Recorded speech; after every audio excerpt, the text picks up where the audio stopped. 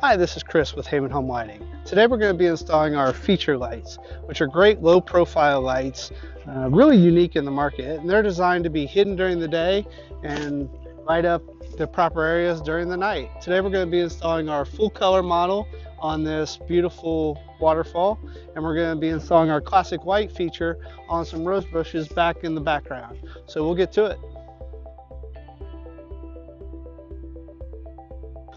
Now the light already comes pre-assembled on this nice swiveling bracket, so you can adjust the rotation of the light.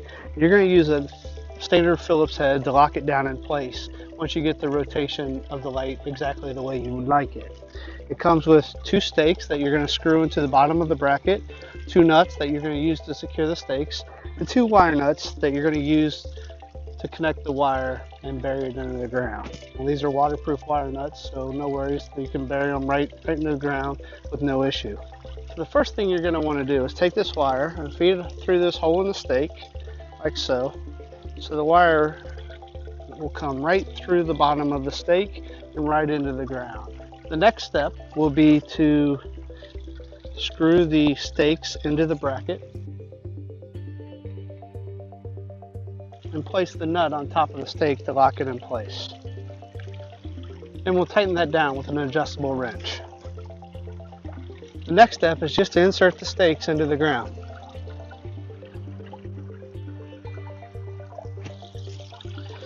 Now I'm going to swivel the light exactly where I would like it and lock it in place with a Phillips head screwdriver. It's really that simple. The last step will just be wiring the light and we'll be all set.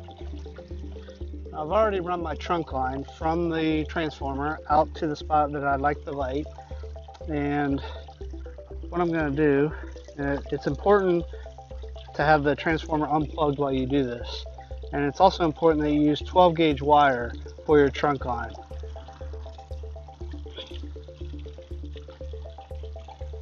So I'm going to split the wire and strip it back.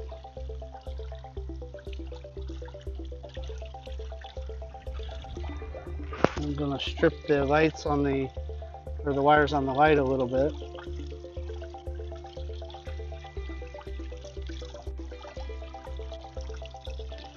About like so.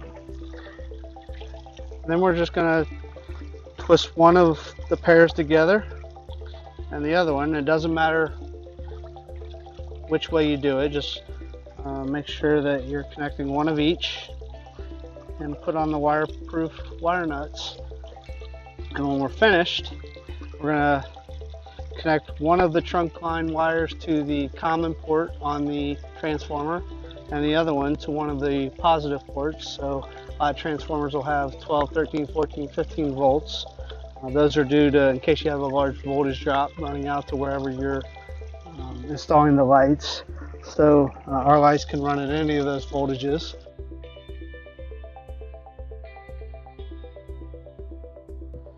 So now it's time to install the classic white lights. Now these install exactly the same way as the full color. Both wire up the same way. There's 2 wires. You're going to connect one to the common of the transformer and one to one of the other voltages, 12, 13, 14, or 15. If you're connecting from another light, you're just going to connect one wire to one and the other wire to the other from that light. One thing I failed to mention before is on this bracket we do have holes if you want to mount to a structure as well, so you can screw this bracket into a structure instead of mounting the stakes on the ground if you wanted to mount it up in a soffit or something like that. These do come in white and black, so we do have some applications where they are mounted up in soffits and shining down on columns or on walls. So all I'm going to do is put the stake in the ground. We're just going to light up all of these rose bushes here. The other thing I want to talk about is there are no lenses in this light, and that is to get very wide dispersion of light. There's nowhere where we're going to hit a person in the eye in this application. In the other application we used 45 degrees because we wanted dispersion, but we didn't want to hit somebody in the eye with the light as they come walking down the driveway or something like that. So these are several different options of either no lenses or a couple different variety of lenses. Just check out the website and choose the one exactly right for your application. Again, if you're going to light it up on a statue, you want a very narrow beam.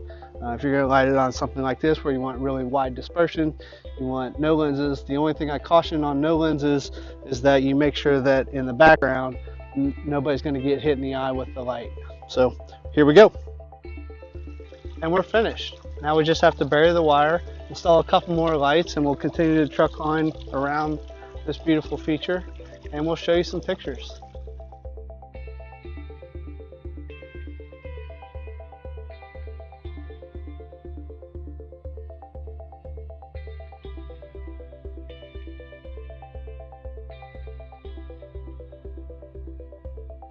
So that's it.